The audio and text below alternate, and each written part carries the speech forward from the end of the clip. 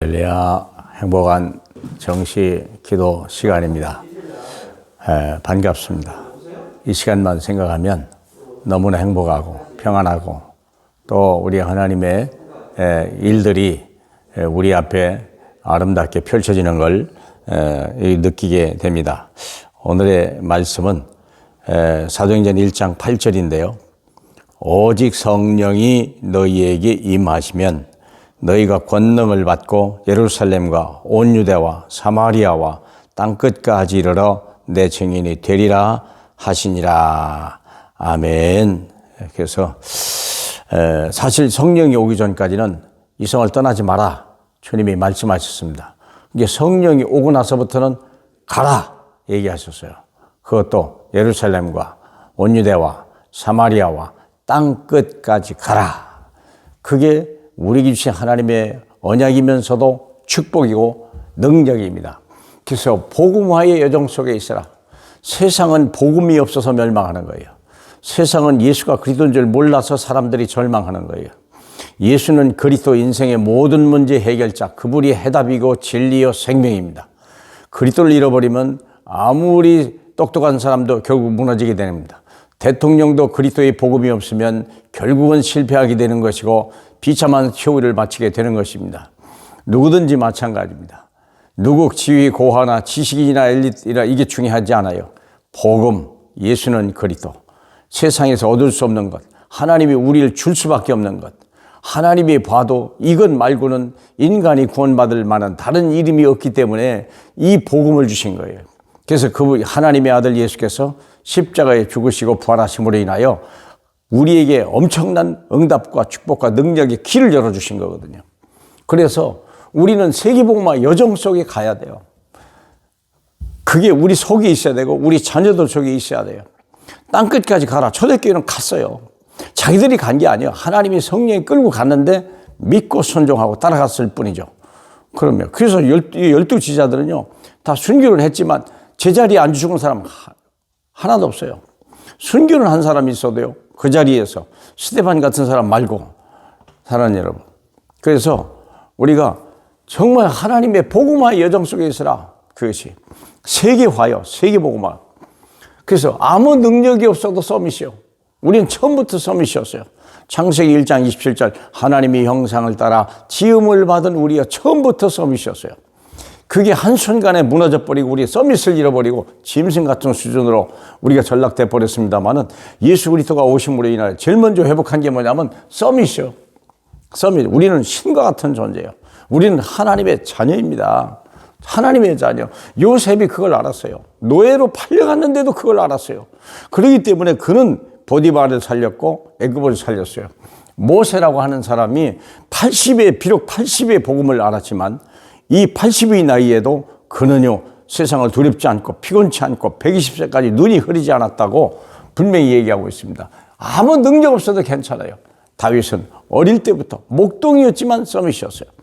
그래서 자기 위치를 찾아간 거예요. 그는 왕이었어요.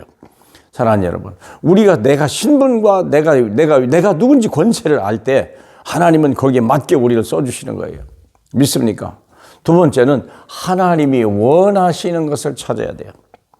우리가 하나님이 원하는 게 뭘까? 내 삶 속에 작은 발견이고 작은 결단인데요 생을 바꾸는 거예요. 2세 자기 아들 전쟁이 벌어졌는데요 7 아들을 다 전쟁터에 보내고 하나 남아있던 아들 그것까지도 전쟁터로 보냈다니까. 다윗까지도 바로 정표를 받아오라 그랬잖아요. 옆으로 살까봐 안 갈까봐 우리 같으면 안 보내야 되잖아요.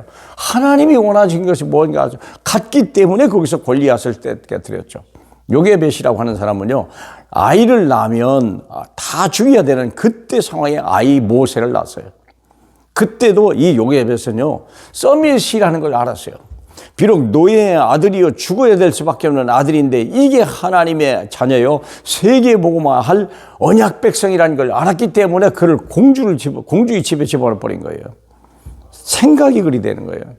한나도 마찬가지죠. 세상에 있는 아이, 남들이 다 있는 아이가 아니라 하나님이 원하는 나신이 하나님 필요한 건 그거였구나. 하나님이 왜 나이를 안 줬는지 이유를 아는 거예요. 하나님 여러분, 삶의 이유를 알아야 돼요. 왜 안 주냐? 원망불평하고 비교하고 막 낙심하고 자질할 일이 아니라 왜 이 문제가 왔을까? 이 문제에 대해 하나님의 소원이 뭐냐? 그걸 발견하면 끝난 거 아니에요. 그러니까 선비를 갖다 하나님이 바로 성전에 보내고 시대적인 시대를 살리는 하나님의 사람으로 미스바 운동의 주인공으로 삼았잖아요.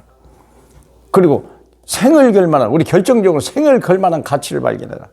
내 목숨 다 드리고 내 재산 다 드려도 아깝지 않은 게 뭘까? 그게 복음이요. 복음화예요. 기생 라합은 그랬어요. 이 정탐꾼을 숨겨줬잖아요. 지금 네가 숨겼잖냐? 군인들이 왔는데도 불구하고 모른다. 나갔다. 자기 목숨을 건 거예요. 위 다르게 삼태 가운데 숨겨놨는데 들키면 죽는 거잖아요. 그런데도 불구하고 왜 그러냐? 리압은 그들이 하나님, 이스라엘의 하나님, 홍해를 갈랐던 하나님, 광야 40년을 먹였던 하나님, 그 하나님, 나도 그 백성 되고 싶은 거예요. 자기 형제, 자기 친척들이 다 그 백성 되고 싶었던 거예요. 생을 걸 만한 가치를 발견한 거예요. 다니엘도 마찬가지죠.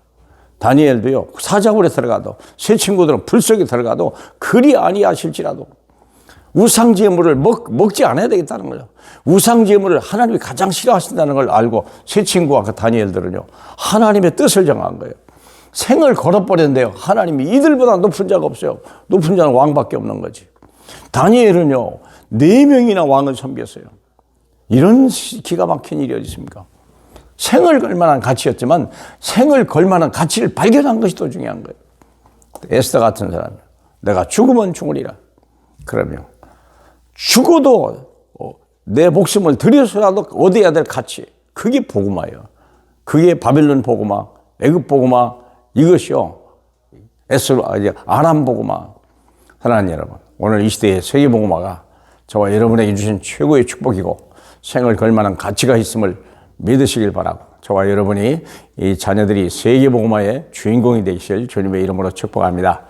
우리 하나님 감사합니다. 눈을 열어 보게 하시고 귀를 열어 듣게 하시고 입을 열어 말할 수 있도록 은혜 주시니 감사합니다. 하나님 아버지, 그 복음이 선포되는 것마다 흑암이 가고 재앙 저주가 따라가 버리고 하나님 나라와 하나님의 엄청난 생명의 응답이 계속되게 하옵소서. 예수님 이름으로 기도합니다. 아멘.